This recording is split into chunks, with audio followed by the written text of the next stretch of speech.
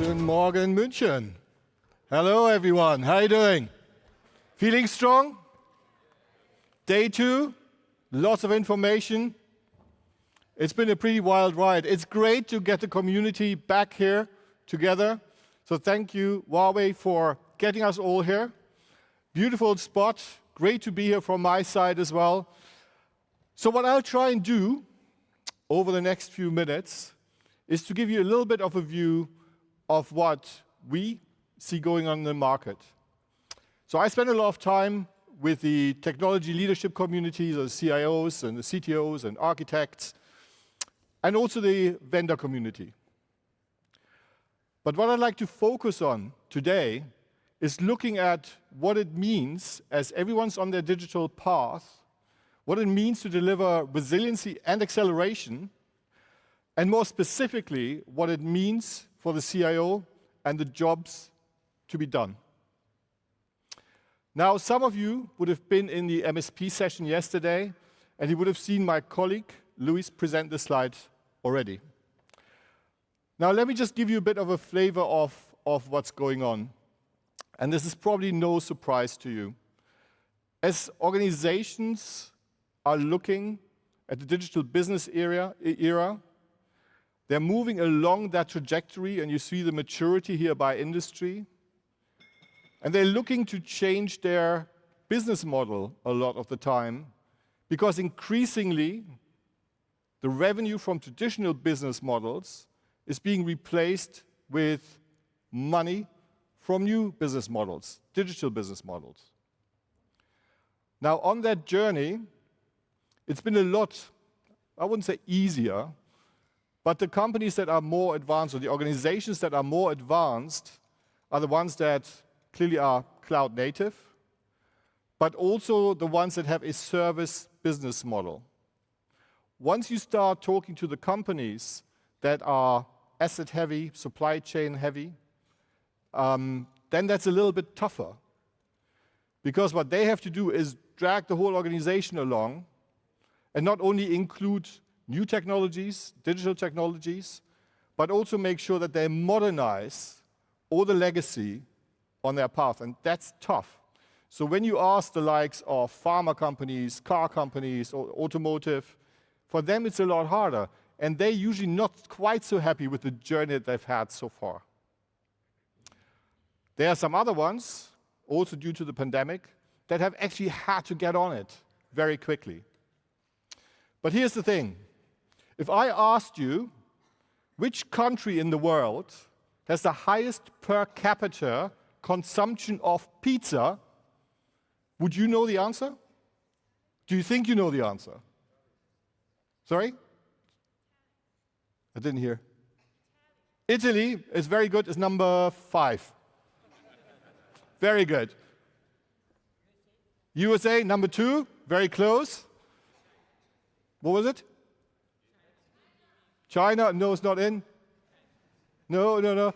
So it's actually as a surprise. So the whole point is, so UK is number 3, Germany is number 4. It's Norway. No, we learned something, right? So, and the reason why is, so I talked to the CIO of one of the companies that make frozen pizzas, is because it's the cheapest thing to eat and lots of students eat it. So the per capita consumption is really, really high. What's the point of the story? As we moved through the last few years, we've all learned that there are maybe things that are disruptive, and we're being asked questions, and we have to respond to situations that maybe are new to us, maybe where we thought we knew the answer, but it's all changed. So it's very, very different. And that's pricing, inflation, supply chain, and what have you. Good news is that if you actually look at the stats, and you see, well, it seems like quite a lot of people are still expecting a recession. Well, actually, that's come down by 30% from about 3 months ago. So the perspective is a lot more positive. If you think about increases in budget, well, that's actually the reverse. So about 3 months ago, that was in the 50s. So that's racked up by 30%.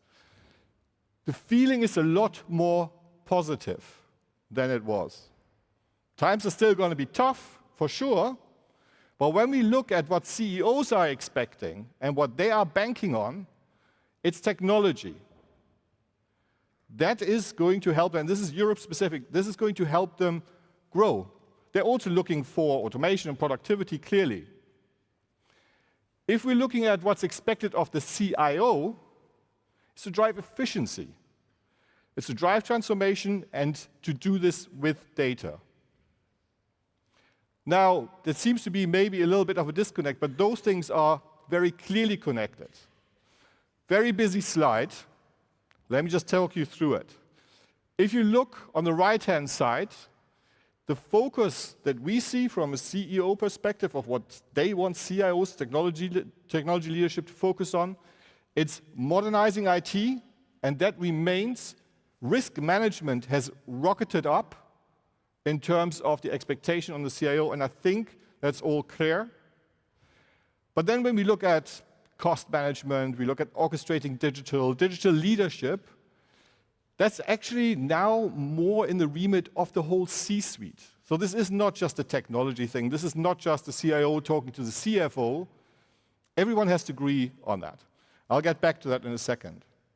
What it means is that there are, from our perspective in the conversation that we've had, three things to do for the technology leadership. One is to modernize. And we sort of see it in three levels. One is building a foundational IT layer. So you've got the business, the digital business platform, then build resiliency on top and acceleration. But what we suggest is to think about this a little bit differently. So you've got the foundational IT layer, which, to no surprise, includes all of the different technologies, different services, software that you might think about in terms of what it all entails. Most of you, I would reckon, are part of the way there, where you maybe have a digital platform, maybe a cloud platform, all the new stuff goes there, but then you've got to also tackle the ERP systems and what have you, and maybe that still sits somewhere in legacy. That's maybe on the private side, on the private cloud side, maybe in the data center. And those two things aren't necessarily connected. The idea is as you progress, those things become more connected. And you're able to ingest new technologies, and we've heard a lot about those earlier. That allows you, when you think about resilience and acceleration, to think about the business use cases, because that's how the rest of the organization is thinking about it. They're thinking about customer retention. They're thinking about maybe new customer segmentation to generate new revenue. They might be thinking about supply chain resiliency in this context. So foundational IT layer and then use cases. Now, no surprise, an important part of building that IT layer, the foundation, is storage. And when we look at spending intentions around storage and think about the storage itself, data management, all of those areas, only 6%, so if you look at the bottom layer, only 6% of organizations are actually intending to reduce their spending. Everyone else is maintaining or increasing their spending, specifically in storage technologies. This is a very recent survey, so hot off the press. You also need to be able to ingest and understand new technologies as part of this journey. And AI is one of them. Generative AI clearly has become a big part to focus on more recently. Interestingly enough, 2/3 of organizations are playing with that already, and you can see some of the use cases, software development, design, and knowledge management applications that are going to be critical, or at least that's the thinking where the impact will be. Interesting for Europe, Europe is actually ahead in playing with Gen AI. So let's see how this pans out. But this is going to be critical also in terms of the foundational platform. Now, I showed you the expectations from a CEO perspective around CIO focusing on risk mitigation. And that's become critical, not just in Europe, but across the globe. And that's also the one technology area that the CEOs are pulling out in terms of what they'll be prioritizing. So this is about security, risk, and compliance.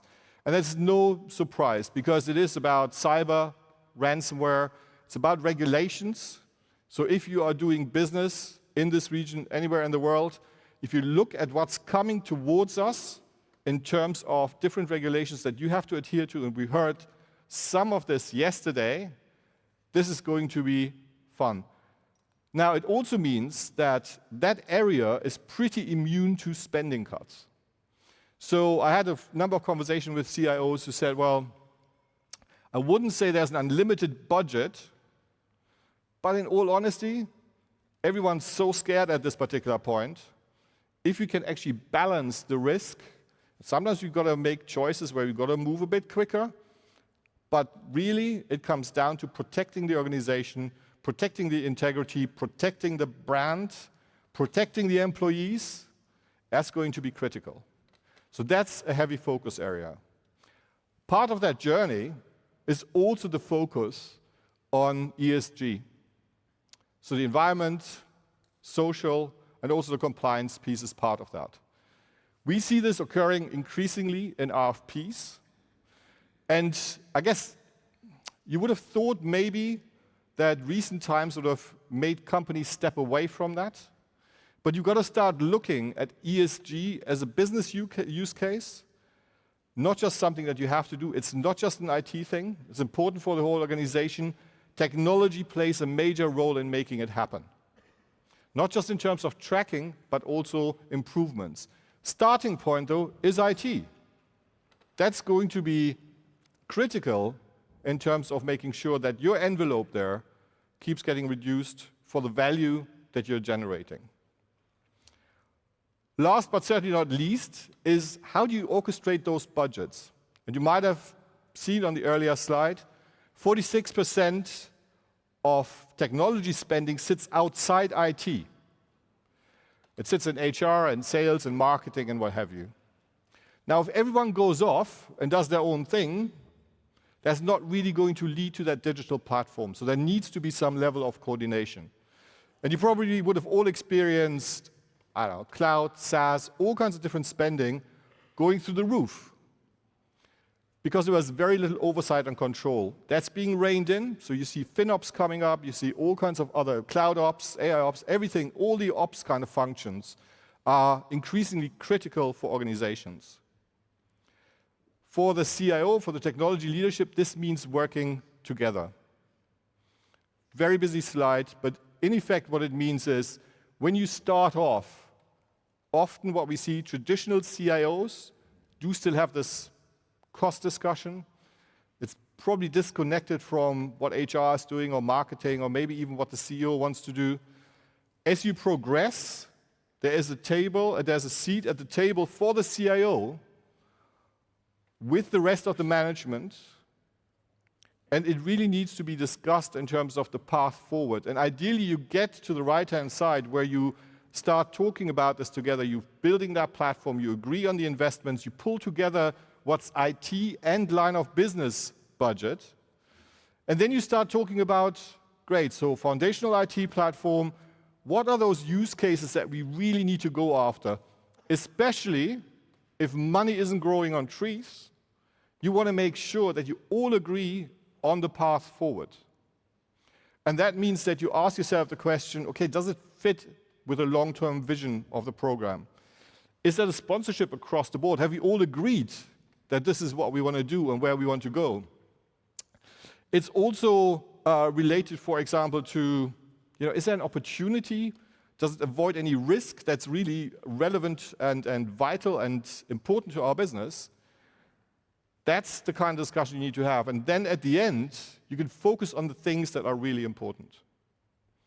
So I just leave you with these thoughts. As you go off into the world again of your everyday work life, think about those three things.